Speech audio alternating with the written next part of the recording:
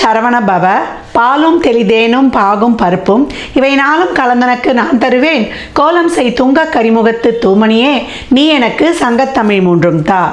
அன்பர்கள் அனைவருக்கும் ஆதித்ய சொர்ணலக்ஷ்மியின் ஆத்ம வணக்கங்கள். இந்த பதிவு மிகச் சிறப்பான பதிவு. வருகின்ற 2026 ஆங்கில புத்தாண்டுக்குரிய சிறப்பான பலன்களை துல்லியமான பலன்களாக காணவிருக்கிறோம். அனைவருக்கும் உளம் கனிந்த ஆங்கில புத்தாண்டு நல்வாழ்த்துக்கள். இந்த 26ஆம் வருடம் எப்படி இருக்கும்னு எல்லாருக்கும் ஒரு ஆர்வம் அப்படின்னு சொல்லலாம். ஏன்னா சென்ற ஆண்டுலாம் நிறைய ஒரு ஃப்ளெக்சிபிள் இல்லாமல் கஷ்டங்களையும் துன்பங்களையும் துயரங்களையும் கடந்து வந்திருக்கோம். பெரும்பாலுமே அதில் எப்படின்னா ஒரு 75% கொஞ்சம் கஷ்டம், ஒரு 25 பேர் கொஞ்சம் பாசிபிளாக வந்திருப்பாங்கன்னு சொல்லலாம். இந்த வருடம் எப்படிமா இருக்கும்? ஏன்னா இதனுடைய கூட்டுத்தொகை பார்த்தீங்கன்னா 1 வரும். 2026 மொத்த கூட்டுத்தொகை நம்மளுக்கு 3 என்ற குருவுடைய ஆதிக்கத்தில் வரும். அதே போல் தமிழ் வருடமும் 40வது வருடமான பராபவ வருடம் நம்மளுக்கு சித்திரை மாதம் ஆரம்பிச்சிரும்னு சொல்லலாம். இந்த வருடங்கள் நம்மளுக்கு எப்படி இருக்கும் அப்படின்றவங்களுக்குலாம் ஓரளவு நம்மளுக்கு ஒரு ஏற்றத்தாழ்வுகளோட கொஞ்சம் அனைத்து விதமான ஒரு சூழலையும் கொஞ்சம் நெருக்கடியாக கடந்து வரா மாதிரி இருக்குது. நம்ம சமுதாயத்துலேயும் சரி, டே டு டே லைஃப்லேயும் சரி, உலக லெவல்லையும் சரி, நம்ம எப்படி இதெல்லாம் கடந்து வரலாம் அப்படின்னு பார்க்கும்பொழுது எப்பயும் நம்மளுக்கு சிம்மத்தில் கேதுவும் கும்பத்தில் ராகுவும் இருக்கும்பொழுது கோச்சாரத்தில் நம்மளுக்கு சூரியன் கேந்திரங்களில் வரும்பொழுது மிகப்பெரிய அதிரடியான அரசியல் மாற்றங்கள், உலக தலைவர்களுக்கெல்லாம் ஒரு பெரிய ஒரு நெருக்கடிகள், இக்கட்டான சூழல்கள்லாம் ஏற்படுறது. ஏற்கனவே பார்த்தீங்களா ட்ரம்ப் எண்ணெய் போடுறாருன்னு. அதுக்கப்புறம் பார்த்தீங்கன்னா குருவானவர் இப்போ காற்று ராசியில் இருக்கிறவர் பிரளய ராசியில் வருவார். ஏற்கனவே நமக்கு சனி பிரளய ராசியில் அமர்ந்திருக்கிறார். இங்கே சனியும் குருவும் வேற பார்த்து கொண்டு வாங்க அப்படின்னு சொல்லலாம். அப்போ எப்படி இருக்கும்? இன்னும் புகழ்பெற்ற செலிபிரிட்டிஸு, அரசியல் தலைவர்கள், அது மட்டும் இல்லாமல் ஒரு சினிமா துறையை சார்ந்தவர்கள், கலைத்துறையை சார்ந்தவர்கள் அப்படின்றவங்களுக்கெல்லாம் நல்ல ஒரு ஆரோக்கியம், அதே போல் அவங்க ஒரு பாதுகாப்பாக சேஃப்டியாக இருக்கணும். எப்படியாவது அவங்களுக்குடைய ஒரு உயிருக்கு பாதுகாப்புக்கு ஒரு பிரச்சனை, ஒரு இக்கட்டான சூழல் இதெல்லாம் வரும் அப்படின்னு சொல்லலாம். விலைவாசி நாளுக்கு நாள் உயருது. அம்மா தங்கம் விலை குறையுமாம்மா? இதுதான் எல்லோருடையும் எதிர்பார்ப்பாக இருக்குது. தங்கம் இனிமேல் விலையெல்லாம் குறையும்னா நம்ம எதிர்பார்க்க வேணாம். இருக்கிற சூழலை இன்னும் நம்ம சிறப்பாக கடந்துடணும். விவசாயம் நல்லா செழிக்கும். அதே போல் கால்நடைகள்லாம் ரொம்ப சிறப்பாக இருக்கும், செழிப்பு பெறும். புது புது மருந்துகள் கண்டுபிடித்தாலும் புது புது வியாதிகள்லாம் பெருகும் அப்படின்னு சொல்லலாம். தொழிலாளர்களுக்கு ரொம்ப நசுக்கப்படுவார்கள். தொழில்துறை சார்ந்த ஒரு பிரச்சனைகள், முதலாளித்துவம் தொழிலாளர்களுக்கும் ஒரு போர்க்கொடி தூக்குறது, ஆன்மீகம் அரசியல்வாதிகளுக்கு இடையே ஒரு வாக்குவாதம், காரசார வாக்குவாதங்கள்லாம் நடைபெறுவது, வெயில் காலத்தில் மழை பெய்யறதும், அதே போல மழை காலத்தில் வெயில் அடிக்கிறதும், இந்த மாதிரி இந்த பஞ்சபூதங்களுடைய இயக்கமே மாறி மாறி இருக்கும். ராகுவுடைய ஆதிக்கம் அதிகமாக இருக்கக்கூடிய காலத்தில் யாரை நம்புறது, யாரை நம்ம நம்பாமல் இருக்கிறதுலாம் ரொம்ப கஷ்டமாயிடும். அதுக்கப்புறம் டிசம்பர் எண்டில் வேற உங்களுக்கு ராகுக்கு இது பயிற்சி ஆகும். அப்போ எப்படி இருக்கும்? இதுக்கு மேலே இருக்கும். பெண் குழந்தைகளுடைய பாதுகாப்பு கவனமாக இருக்கணும். அந்த கடவுள் மேலே பாரத்தை போட்டு சொல்லிக்கிட்டே இருக்கேன். தனுசு ராசி, தனுசு லக்னத்திற்கு இந்த 26 எப்படி இருக்கும் அப்படின்னு பார்க்கும்போது தனுசு அதிரடியாய் களமிறங்கி தடம் பதிக்கும்னு சொல்லலாம். ஜூனுக்குள்ளே எல்லா வேலைகளையும் சிறப்பாக முடித்துக்கொள்ளணும். ஏற்கனவே நாளில் சனி இருந்து நிறைய தடைகளை போட்டு கொண்டிருக்கிறார். எதையுமே சிறப்பாக செயல் முடியல. ஏற்கனவே எங்களுக்கு 6ல் உரு இருந்து கொடுத்த அந்த வலியும் ரணங்களுமே இனிமேல் போகாமல் நிறைய கடன் பிரச்சனை, ஒரு குடும்பம் சார்ந்த பிரச்சனை, சிங்கிள் பேரண்ட்ஸ்லாம் இந்த தனுசில் நிறைய இருக்கும். அந்த மாதிரி இருக்கிறவங்களாம் குழந்தைகள்லாம் நான் எப்படி எடுத்துகிட்டு வருவேன் செய்வேன்னு தெரியல. நல்ல பொருளாதாரம் இல்லையம்மா, ரொம்ப கஷ்டமாக இருக்குது. உடலும் எனக்கு ஒத்துழைக்கல அப்படின்னு சொல்கிறாங்க. நல்ல நேரத்துக்கு சாப்பிட்டு தூங்கக்கூடிய தனுசு என்றைக்கே உடல் ஆரோக்கியம் இருக்கும். அதை மிஸ் பண்ணுறவங்களுக்கு ரொம்ப பாதிக்கப்படுவீங்க அப்படின்னு சொன்னால் இந்த காலகட்டத்தில் வக்ரமாகி குரு அமர்ந்து ஒரு முன்ன பின்ன அப்படியே இழுபறியாக இருக்குதுமா எல்லாமேன்னா பயப்படாதீங்க. திறமையாக ஒவ்வொரு விஷயத்தையும் பொறுமையாக நிதானமாக ஒரே நேரத்தில் 4 வேலையை முயற்சி ஆகுதுங்க. ஒரு வேலையை முடிச்சுட்டு அடுத்து இன்னொரு வேலையை போடுங்க. நல்லா சிறப்பாகவே உங்களுக்கு வெற்றி காணுவீங்க. எந்த ஃபீல்டில் வரணும், வெளியில் வரணுமா, வீட்டில் நல்ல பேர் வாங்கலாமா, அந்த ஃபீல்டில் நீங்கள் சிறப்பாக கிளம்புறீங்க. பெண்களுக்கு ரொம்ப அருமையான காலம். மங்கையராய் பிறப்பதற்கு மாதவம் செய்திட வேண்டும் அம்மா. தனுசு ராசி பெண்கள் சாதிக்கக்கூடிய அருமையான காலம் அப்படின்னு சொல்லலாம். ஜான் ஆரம்பித்ததுலேருந்தே உங்களுடைய திட்டங்களை படிப்படியாக போட்டுருங்க. அரசாங்கத்துறையில் இருப்பவங்களுக்குலாம் நல்ல ஒரு பதவி பேர் புகழ்லாம் கிடைக்கும். எலெக்ஷன்லாம் நல்ல வெற்றியை காணுவது, மாணவர்கள் நல்ல எக்ஸாம்ஸ் அட்டன் பண்ணுவது, வயதானவர்களாக இருந்தால் கூட உங்கள் ஆரோக்கியத்தில் ஒரு முன்னேற்றம் காணுவது, மற்றபடி ஒரு நார்மல் லைஃப் லீட் பண்ணுறேன்னா அப்படியே அதை கடந்து வந்துருங்க.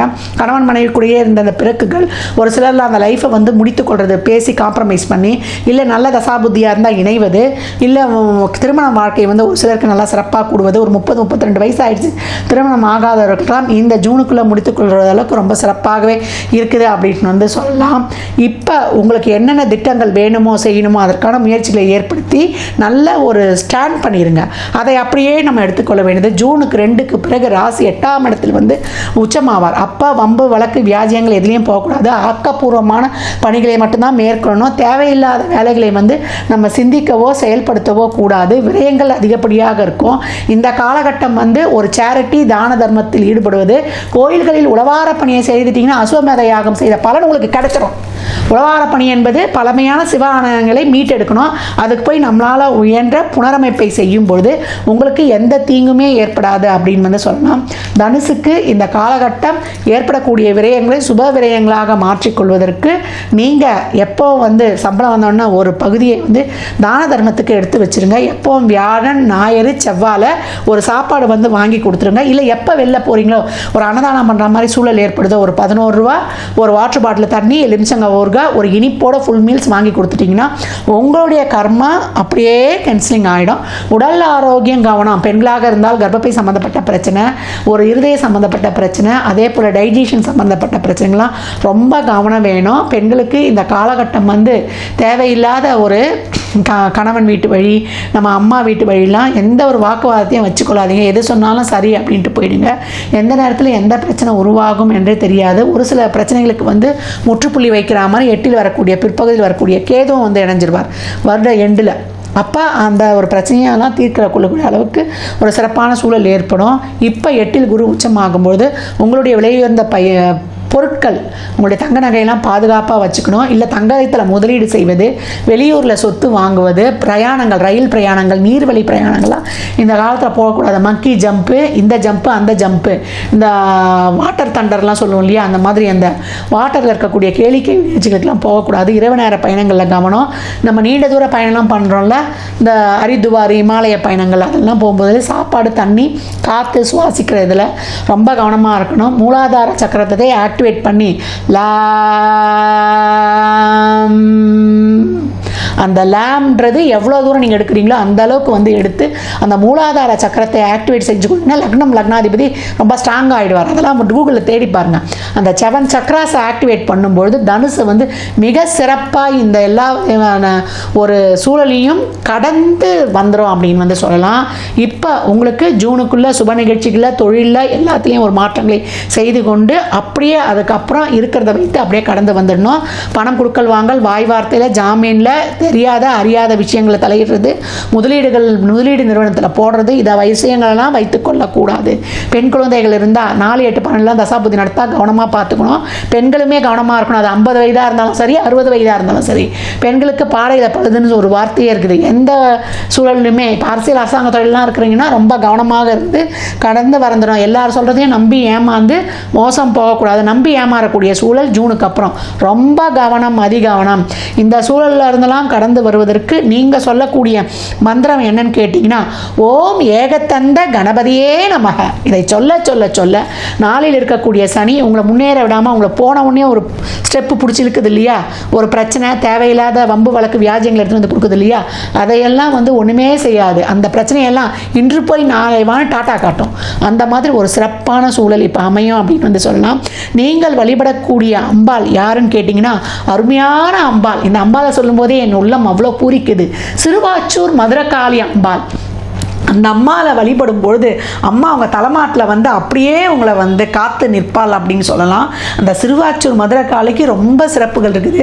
முடிந்தால் அந்த இடத்துக்கு எப்போ நேரம் கிடைக்குதோ போயிட்டு வாங்க.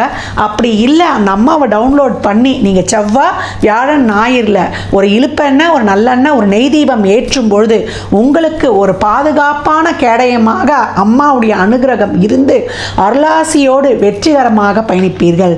தனுசு ராசி லக்னத்திற்கு என் நல்வாழ்த்துக்களை தெரிவித்துக் கொள்கிறேன்.